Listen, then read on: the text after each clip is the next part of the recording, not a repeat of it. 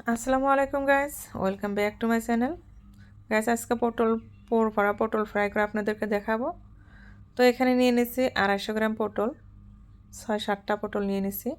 পটলের উপরকার ছালটা হালকাভাবে ছাড়াই নিচ্ছি।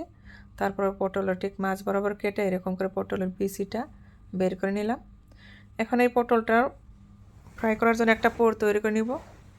এখানে দিয়ে দিলাম তেল, জিরা, পেঁয়াজ, 2-3 কোয়া রসুন। তারপরে দিয়ে দিলাম পটলের বিচিগুলা। পটলের বিচিটা সম্পূর্ণভাবে কাঁচা, তাই আমি খুব ভালো করে ভেজে নিব।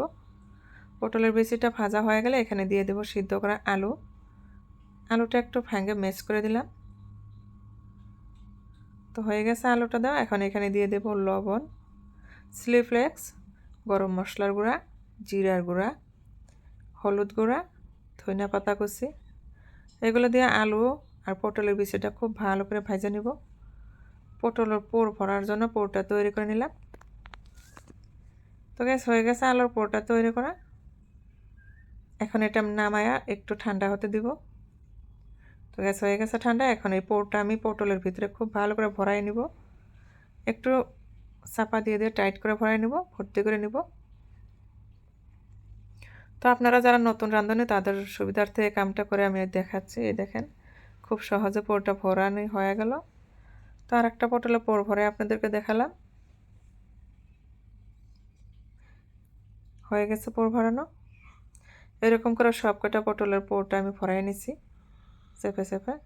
এখন এখানে আমি আরও একটা খুব সহজ কাম করে আপনাদেরকে দেখাবো। এই যে সুতা দিয়ে পটলটা একটু টাইট করে বাঁধে নেব, পেঁচায় পেঁচায়। সুতাটা দিয়ে পটলটা বাঁধে নিলে পটলটা ফ্রাই করতে পটলের ভিতরকার পোরটা বাইর হয়ে যায় না। খুব সহজ একটা নিয়ম।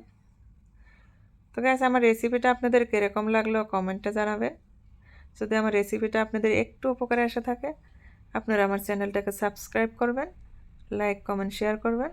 আর আপনারা যারা আমার ফেসবুক পেজ থেকে দেখছেন তারা আমার ফেসবুক পেজটা ফলো করবেন প্লিজ। তো এখানে ফ্রাই প্যানে তেলটা গরম হয়ে যাওয়ার পরে এখানে পটলটা আমি দিয়ে দিলাম। পটলটা 2 মিনিটের মতো ঢাকা দিয়ে রাখছিলাম।